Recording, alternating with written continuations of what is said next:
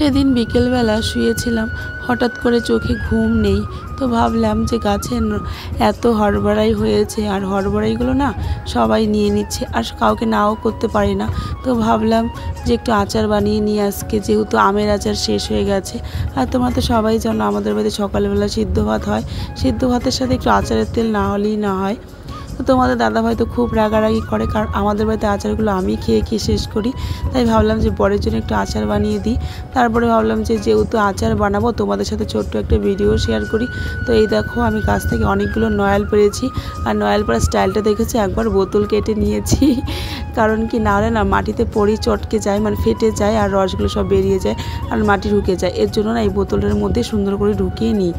তো তোমাদের দাদাভাইকে বললাম যে একটু ভিডিও করে দিতে, আর ওর তো ভিডিও করার দেখো কীরকম করে আমাকে ভিডিও করে দিয়েছে।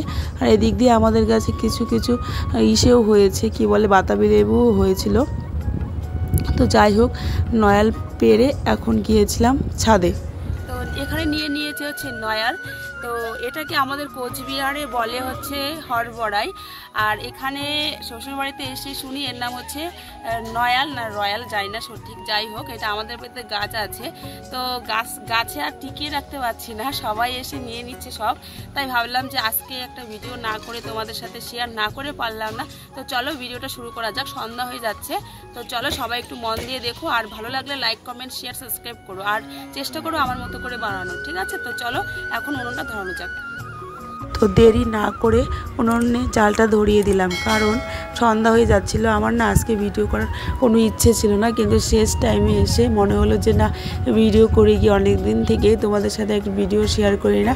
তাই তাড়াতাড়ি করে উনুনটা ধরিয়ে দিয়েছিলাম। আর ক্যামেরা করার না একদমই ভালো হয়নি। এর থেকে ভালো যদি মাকে বলতাম যে মা একটু ভিডিও করে দাও, মা হয়তো সুন্দর করে ভিডিওটা করে দিত। তোমাদের দাদাভাই না অত ভালো ক্যামেরাম্যান না, ঠিক আছে? আর আমিও অত ভালো ক্যামেরাম্যান না। যাই হোক, যতটুকু পেরেছি তোমাদের সাথে শেয়ার করে, যারা আমাকে ভালোবাসবে তারা নিশ্চয়ই আমার ভিডিওটা দেখবে। তো যাই হোক, কড়াই গরম হওয়ার পর আমি এতে দিয়ে দিয়েছি শুকনো লঙ্কা আর পাঁচফোড়ন। তো পাঁচফোড়নটা একটু ভাজবো, বেশি ভাজবো না, কারণ পাঁচফোড়নটা বেশি ভাজলে না একদম তেতো তেতো হয়ে যায়। হালকা একটু গরম করে নিব। তো যেহেতু আমি ছাদে রান্নাটা করছি, তো এখানে আমি কোনো শিলনোড়া নিয়ে আসিনি, তো নিচে গিয়ে মিক্সিতে দিয়ে নিয়ে আসবো। তো যাই হোক, তারপরে দিয়ে দিয়েছি কড়াইতে পরিমাণ মতো তেল। তোমরা একটু বেশিও দিতে পারো, কোনো ব্যাপার না। যাই হোক, আমি এতটুকুই দিয়েছি।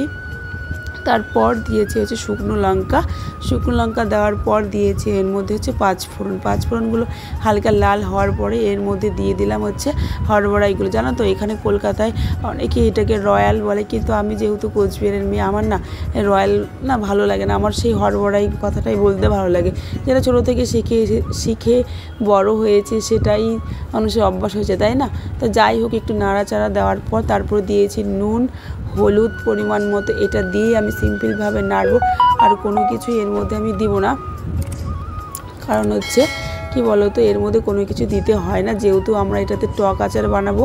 তো এটা না খুব তাড়াতাড়ি হয়েছে। ভেবেছিলাম ভিডিওটা 8 মিনিটের বড় করব, কিন্তু এত তাড়াতাড়ি হয়ে যায় এই আচারটা।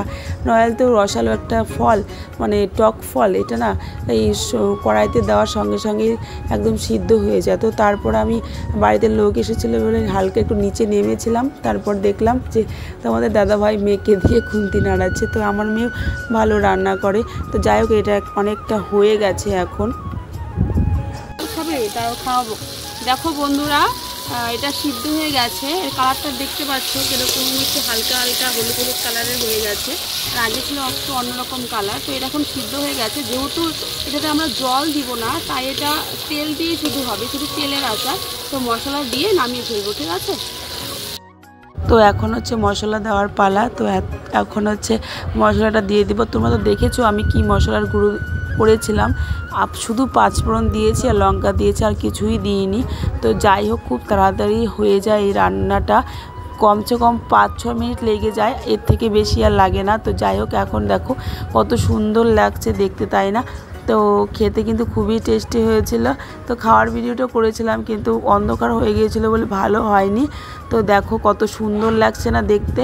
তো তোমরাও এরকম করে ট্রাই করো। আর আমার গলার ভয়েসটা না এখনও ঠিক হয়নি, কারণ এখানে এত গরম পড়েছে, ফ্রিজের জল খাই বলে গলাটা বসে গেছে।